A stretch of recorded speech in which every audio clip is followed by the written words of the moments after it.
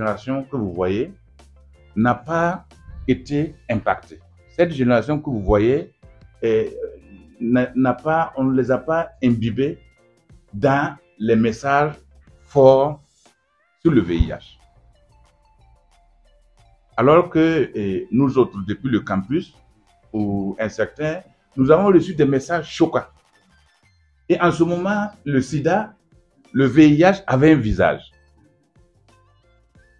Quand dans le quartier, tout le monde indexait que, en Morée, on dit, voilà, qu'il est casexiste, voilà. Donc tout a changé. Nous avons eu, on a fait des progrès énormes.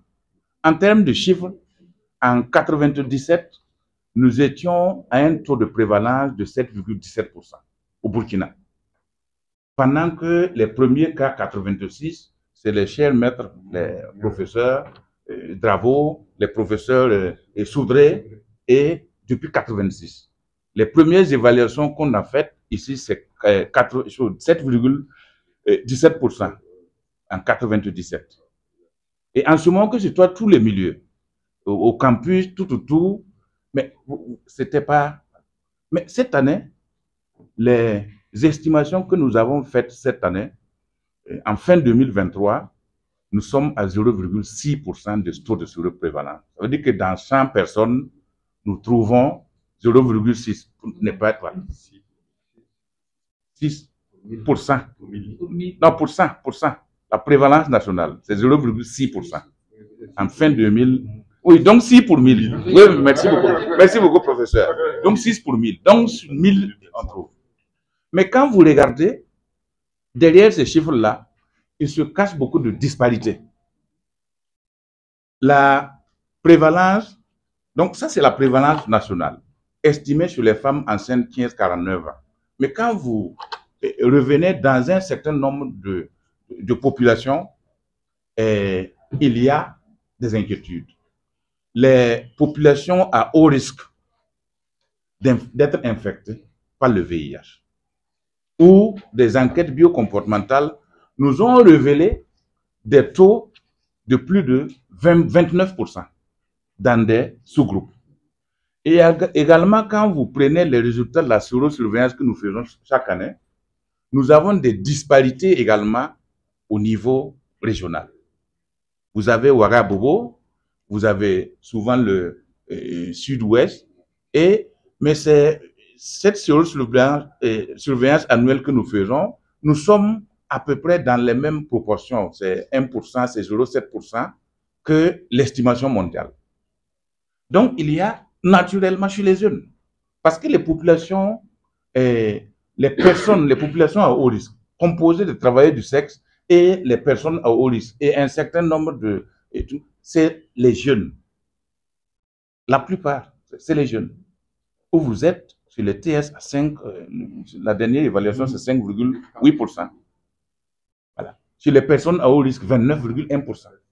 Et quand vous regardez, c'est des jeunes. Alors, donc, il y a beaucoup d'inquiétudes. Donc, l'estimation du nombre de PEVIH pour le Burkina à fin 2023 nous donne 95 000 personnes vivant avec le VIH, dont 86 000 adultes, 31 000, donc 86 000 adultes, hommes comme femmes. À l'intérieur des adultes, vous avez 55 000 femmes, 31 000 hommes.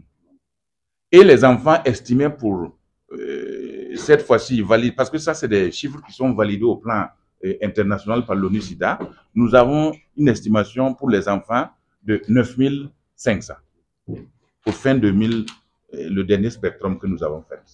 Et les décès liés au sida, pour la seule année 2023, nous estimons à 2600. Les nouvelles, 2600 décès liés au sida, 2023. Et les nouvelles infections, les nouveaux cas, ceux qui ont contracté l'infection, la maladie au cours de l'année, les nouveaux cas, c'est 1900 nouvelles infections au cours de l'année 2021. Et quand vous prenez ces nouvelles infections, la plupart, c'est des jeunes. qui sont dans les groupes spécifiques. Et quand vous regardez, nous avons des données proxy qui nous disent que au niveau des jeunes, il faut redoubler d'efforts. Parce que vous voyez, dans le même temps, le nombre de grossesses indésirées est en croissance. Et nous sommes entre jeunes, nous, ici, à la veille des fêtes ou bien la fin, ou bien le week-end, là, c'est le vendredi, c'est quoi, samedi, dimanche, là, quand tu pars dans les pharmacies, là, pilule du lendemain, là, il n'y en a pas, c'est en rupture. Pilule du lendemain, ça y est en rupture. Ou bien la veille des fêtes, ou bien le lendemain, après les fêtes, vous regardez, voilà. Les pilules, voilà. Donc, ça veut dire quoi? Ça veut dire que les gens ont fait des rapports sexuels sans protection. Donc, nous sommes dans un contexte où de plus en plus, les gens ont peur d'une grossesse indésirée que d'être infectés par le VIH, les hépatites B et C, qui sont prévalents, et les infections sexuellement transmissibles, et chez les filles, d'attraper HPV. Donc, il faut qu'on se les saisisse. Parce que, selon en santé publique, si nous n'arrivons pas à contrôler l'épidémie dans les sous-groupes où il y a la concentration, il y a une forte prévalence, nous risquons à tout moment d'avoir le phénomène de rebond en population générale. Puisque quand nous étudions les caractéristiques socio-démographiques, les comportements, les données CAP que nous avons montrent qu'en réalité, d'un groupe à l'autre, il y a une interdépendance. Donc, le risque de rebond de l'épidémie n'est pas à écarter. Si nous ne revoyons pas la façon dont nous communiquons au niveau au niveau de la jeune génération, que ce soit en milieu scolaire ou en milieu...